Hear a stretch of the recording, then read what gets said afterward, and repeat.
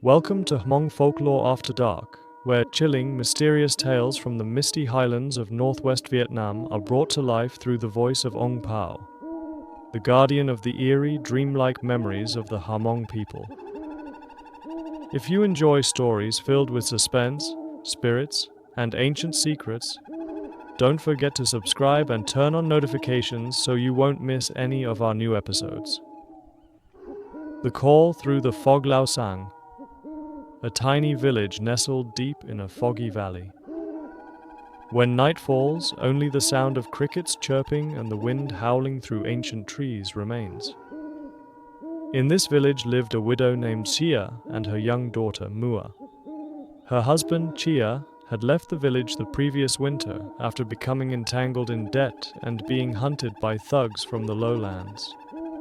No one ever saw him return, and no one knew where his body might lie in the vast forest. Some said Chia had escaped across the border. Others claimed he had been killed, but no one dared to say for certain. And so life went on, quietly like the wind among the pines, until one night.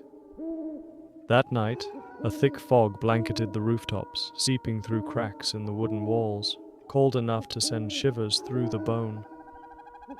6-year-old Mua, wrapped in her blanket, suddenly turned to her mother and whispered something that made Zia freeze. "Mom, I saw Dad.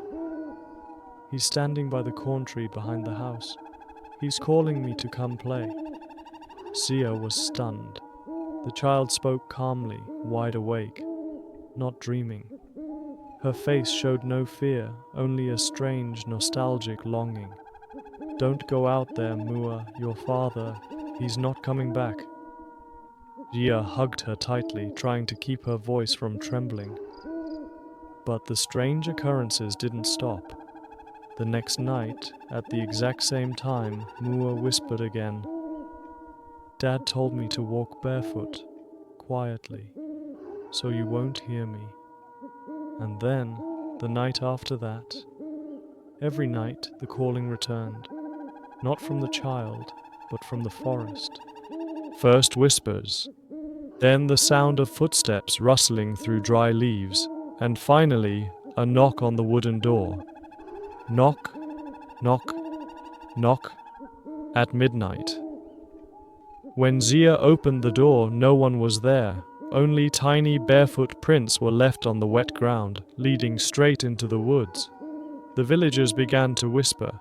Some said Chia had died an unnatural death, his soul trapped between realms, burdened by unfinished karma. Others claimed he had become a forest ghost, luring children into the shadows. An old woman who had lived in the village all her life insisted, "That house is cursed. Chia's spirit can't move on. He's trying to take his family with him." Chia became worn and pale. Each night she sat awake, holding her daughter tightly, chanting prayers and weeping. But one night, exhaustion overtook her. When she woke, Mua was gone. Panicked, she ran through the village, calling for her child in tears. The villagers joined her, their flashlights searching the dark forest. Near dawn, they found Mua standing alone in a clearing, the old burial ground.